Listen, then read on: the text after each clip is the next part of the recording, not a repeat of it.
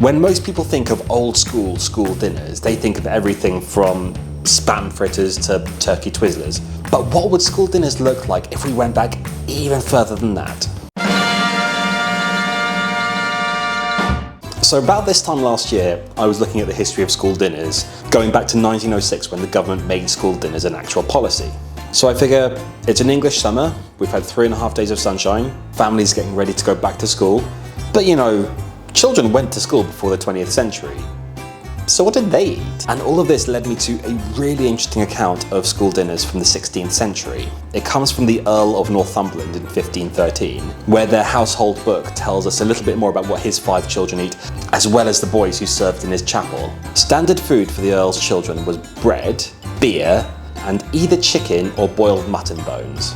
So I'm going to interpret the children's school meal of boiled mutton bones as a nice mutton stew.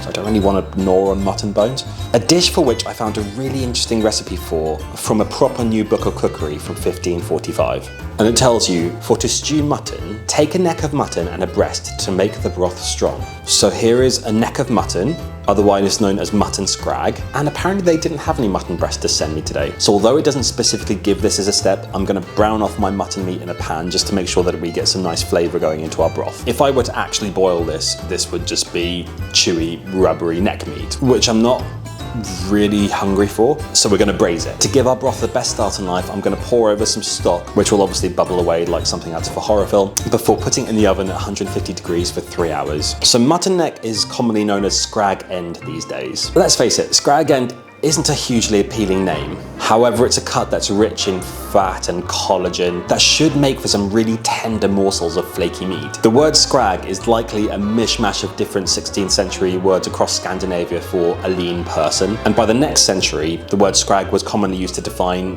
the lean end of a cut of meat, which had pretty much become neck by proxy by the 18th century. So the next step is, when it hath boiled a while, take part of the broth and put thereto a pound of raisins. Let them boil till they be tender. After the raisins, it tells us to chop thyme, savoury and parsley with other small herbs. So I'm just going to tie together all these herbs in a little bouquet garni, which I can take out later when we reach the flavour town.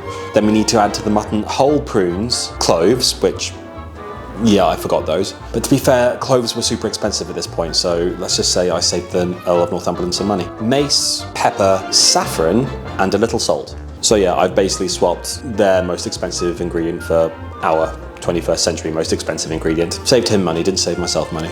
This meal comes from the household book of Henry Algernon Percy, who was the 5th Earl of Northumberland. He was an English nobleman who was a member of court for Henry VII and Henry VIII. But for me, one of his most interesting contributions to history was forcing his son, the 6th Earl of Northumberland, to call off his betrothal to Anne Boleyn, after she caught the attention of her future husband, Henry VIII. And we all know how that one ended. Actually, wait, which one was she again? Divorced, beheaded, died, divorced, beheaded, survived. She lost her head. She was beheaded after giving Henry VIII a daughter and suffering 3 miscarriages. What a knob. So who knows what might have happened to Anne Boleyn had she been able to marry the Earl. Also present on the meal list is Manchet Bread. Manchet bread was a type of high quality flour bread that originated in England during the medieval and early modern period. It was made from very finely sifted white flour. You know, sifted, this is how you sift things. This probably explains why it was only the Earl's children who had the Manchet bread to eat. So this recipe ends with an absolutely brilliant serving suggestion. If you like, you may stew a chicken with it all, or else sparrows, or such other little birds. At this point in history, you obviously don't have conservation or endangered species. If you could catch it, it was generally fair game. No pun intended. The difficulty with smaller birds like snipes or sparrows is catching, trapping, or even later shooting them. They're just too small. This means that throughout history, they've more often been the survival choice during hardship and war. Maybe sometimes as an alternative if hunters couldn't find pigeons. That being said, as with any food that's difficult to source, sparrows did become a bit of a delicacy at some points, particularly in the 18th century, where you start getting snipe on toast as a recipe, for example. All of which is a very long-winded way of saying, I'm not going to put a sparrow in mine, but chuck a chicken in it if you feel like it.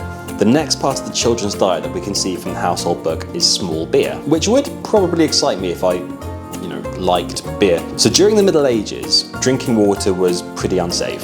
milk was far too expensive for most people, so instead they drank small beer, which was just a mildly alcoholic version of the real thing. It was often considered safer than drinking water, and babies would often just go from the breast to the beer bottle. Clean drinking water doesn't really start to become a thing until the 19th century, when the connection between bacteria in water and disease starts to become more commonly known. So at that point, small beer started to become unnecessary, which is why we don't drink it anymore. But thankfully, I'm here to test my liking of beer again. I mean, this one should be nicer than the time I tried to create cock ale. Oh, I love saying cock ale on the internet. Okay, so now my mutton's in the oven and I need to wait for 3 hours later. Oh, this smells like Christmas. I need to stop doing dishes which just smell like Christmas in July. I mean, this smells delicious. So I'm gonna fish out our herbs. Now they've made their contribution. Okay. Oh, crikey. You know what? Let's plate up. I mean, I'm not sure if you can see, but this is really some really tender meat. This looks really promising. Do you know what? I've never had mutton before, but I actually think I might prefer it to lamb on the basis of that one single bite. It's so tender, it's just falling apart. I'd be chuffed with this for a school dinner. Dip in a bit of our Manchet bread. That sauce is so rich and velvety from all the fat and the collagen that's come out of the lamb, and it's also fruity and Christmassy from all the bits that we've added. Gonna try and embrace most young boys' dreams of being able to drink beer at school. I kind of like that. I would still never choose to drink it just as an everyday thing, but it is almost a bit of a stand-in for water. It's kind of like if you add a bit of, squash to your water, except this time it's hops. Can't get enough of this. So one other food mentioned for the children is saltfish, which was commonly eaten on Lent Fridays in accordance with their faith. In the Middle Ages, the rules for Lent were a lot stricter. Everyone, except for the very old, the very young, or the very sick, had to fast. In the interests of completeness, I have also got myself some saltfish just to see what Lent was like. Never tried saltfish before. Oh, that's a scent. I don't think I'm going to enjoy this. Oh. I couldn't even bring myself to bite it off. That is tense and rubbery and salty, surprisingly. No, I can't. I've actually finally found something on the show that has defeated me. It's the saltfish. I can't even bite it off to eat it.